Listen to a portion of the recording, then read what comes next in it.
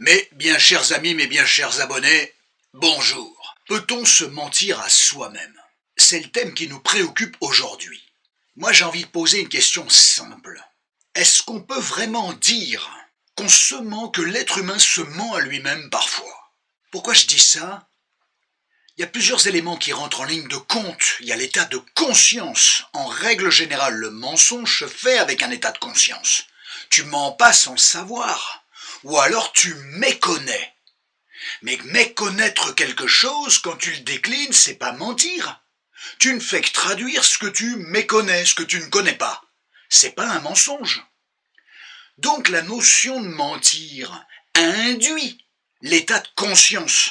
T'es conscient que tu vas dire ou ne pas dire quelque chose qu'il faudrait dire ou ne pas dire ou dire autrement. Donc il y a cette notion de conscience. Dans quelle mesure un être humain est capable effectivement donc d'avoir une attitude, une posture où il sait qu'il va se mentir à lui-même, c'est-à-dire effectivement se mettre dans une situation qui va générer des complications. Quid de son état de conscience? Pourquoi je vous dis ça? Parce que vous l'avez saisi, d'ailleurs c'est formidable, parce que mentir égale une intention. Et l'intention, c'est toujours conscient. Tu peux pas avoir une intention qui n'est pas consciente, c'est pas possible. Mentir, ça sous-entend un calcul, une volonté de tromper. Est-ce que l'être humain en est capable pour lui-même? Soyons universitaires dans l'âme, tout a une définition, on démarre toujours par une définition, définir les termes du sujet. Mentir, c'est quoi? Mentir, selon la définition de l'Académie française, par exemple, suffisamment référencée pour pouvoir estimer que la définition semble correcte, mentir, c'est donner pour vrai, c'est affirmer ce qui est faux, ou du moins ce qui est différent. L'être humain est-il capable de se mentir à lui-même? Sur cette base-là, sur cette définition-là. Entre autres, il y en a d'autres. Selon dictionnaire.com, mentir, c'est l'action de dire quelque chose qui est contraire à la vérité. D'ailleurs, en règle générale, mentir, ça passe par la communication. Et comment l'être humain il peut se mentir à lui-même, compte tenu qu'effectivement ça passe pas par la communication? Est-ce qu'on peut mentir sans communiquer? Mentir, c'est dire quelque chose, ça passe par la communication. C'est un exercice, c'est oratoire. Comment tu peux te mentir à toi-même, compte tenu que c'est pas oratoire? L'être humain, il peut pas, à moins que vous vous parlez à vous-même alors dans ce cas-là, ce qui peut arriver de temps en temps, pas trop souvent quand même, hein, voilà. Est-ce que mentir sans communiquer, c'est mentir? Ce qui est valable dans la relation à l'autre, parce que la vie psychique pourrait s'y prêter, parce qu'il y a des enjeux. Est-ce qu'effectivement la vie psychique est capable de mettre en œuvre un système, une mécanique qui est valable pour soi-même? Eh bien c'est pas si simple. Est-ce que la vie psychique interne, la psyché, dans son fonctionnement, dans sa mécanique, dans ses caractéristiques, est-ce qu'elle est capable effectivement de produire cette mécanique, c'est le cas de le dire, du mensonge? C'est-à-dire d'un état de conscience et d'une action dont, effectivement, la personne va se tromper soi-même, autrement dit. Sémantiquement parlant, cet auto-mensonge ne me semble pas compatible avec l'organisation de la vie psychique, avec la psyché interne. On ne se trompe pas volontairement soi-même. Par ailleurs, j'ajoute, sans vouloir porter l'estocade aucunement, mentir, se mentir, mentir, c'est un terme négativement connoté, donc culpabilisant. Mentir, se mentir, c'est culpabilisant. Quelqu'un qui dit je me mens à moi-même, ou qui prend conscience qu'il s'est menti à lui-même, c'est culpabilisant. Culpabilisera toujours. Donc c'est pas ce terme-là qu'il faut utiliser. Et puis on l'a vu, de toute manière au niveau sémantique, l'être humain, il n'est pas dans l'auto-mensonge. Alors dans quoi est-il? C'est tout le développement de la vidéo. Le problème, dans beaucoup de choix de la vie, c'est ce que l'on sait, mais qu'on refuse de reconnaître. On l'a vu, le mot mentir pose problème. Il ne répond pas de la situation dans laquelle on est. In fine, est-ce que l'être humain est capable de se mentir à lui-même? En clinique, psy, la réponse est non. Pour les raisons déjà préalablement énoncées, dans la définition. Mais alors si ce n'est pas du mensonge, de quoi s'agit-il? Eh bien si ce n'est pas du mensonge, il s'agit d'un arrangement psychique. L'arrangement psychique, c'est quoi? C'est une manière de tenir debout quand la vérité menace l'équilibre interne, l'équilibre psychique interne. Ce n'est ni conscient, ou en partie, ni calculé, ou en partie. C'est un mécanisme psychique autoprotecteur. C'est un mécanisme de défense, psychique, pour éviter une déflagration. Psychique. Vous voulez que ça soit quoi d'autre? C'est parfois, pour ne pas dire bien souvent, nécessaire. Nécessaire, ça ne veut pas dire que c'est génial, non. C'est nécessaire à la vie psychique. Mais c'est un mécanisme psychique souvent coûteux. Souvenez-vous toujours que la vie psychique ne cherche pas la vérité. Elle cherche l'équilibre psychique.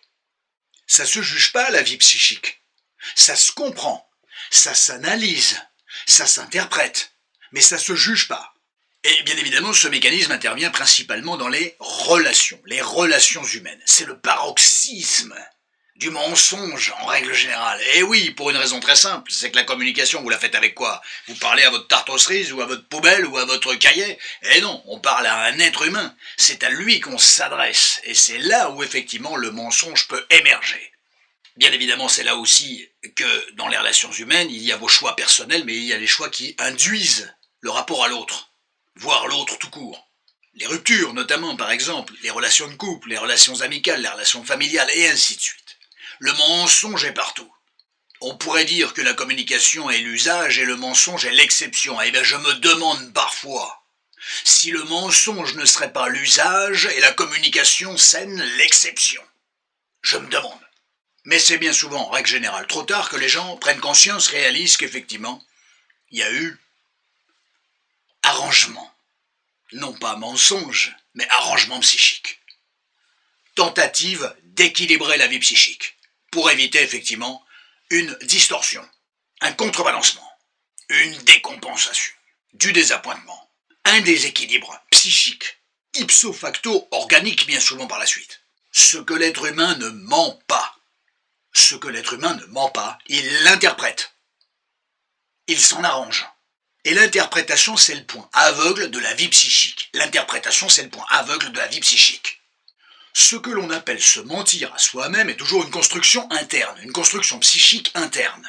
Un bricolage psychique conçu pour rester vivable, tolérable. C'est pas un mensonge, c'est une interprétation, voire une surinterprétation. C'est une interprétation ou surinterprétation autoprotectrice, voire auto-affolante, parce qu'il faut voir la manière dont certaines personnes s'autoprotègent et il faut voir les débordements que c'est susceptible de générer par la suite. Mais s'il les interprète mal, c'est parce que ça l'arrange de mal les interpréter. Ça lui permet de rester dans son petit rêve, dans son fantasme, dans sa vision de la réalité, tronquée. Parce qu'il a un angle qui ne correspond pas réellement avec la manière dont les choses se déroulent et dont les choses vont se dérouler, au risque de se dérouler. Vous comprenez ça? Et pourtant, ce que l'être humain refuse de regarder finit ou risque de finir bien souvent par advenir, par se présenter. Parce que la réalité ne disparaît pas sous prétexte que vous fermez les yeux. Parce que la réalité ne disparaît pas sous prétexte que vous tournez la tête. Alors la véritable question, c'est qu'est-ce que vous êtes en train d'adoucir, de minimiser? Avec quel type d'arrangement, effectivement, dans quel type d'arrangement vous êtes? Et ça maintient quoi? Et est-ce qu'il y a un intérêt, éventuellement, à poursuivre ce type d'autoprotection? Est-ce que ça vous donne les armes, les outils pour affronter la réalité telle qu'elle risque de se dérouler? Je dis bien risque de se dérouler. C'est une vraie question. C'est la seule question, l'une des seules questions qu'il faut vous poser. À vous-même. Espérer que les choses n'arrivent pas n'est pas suffisant. Il y a deux types d'arrangements. Plutôt un. Mais on ne peut pas négliger le deuxième non plus. Il y a ceux qui minimisent, qui vulgarisent, qui rationalisent. Ils déplacent, idéalisent, enjolivent, qui ne donnent pas de crédit, qui atténuent les événements et leur portée potentielle, qui enjolivent, qui fabriquent une version vivable, viable, pour entretenir leurs rêveries nocturnes ou diurnes et les maintenir viables, c'est le cas de le dire. Ces personnes-là peuvent tout à fait idéaliser des situations ou des personnes, entre autres. C'est un arrangement. Parce que la réalité est tout autre ou risque d'être tout autre. Ils conservent les éléments qui les rassurent et ils brodent dessus.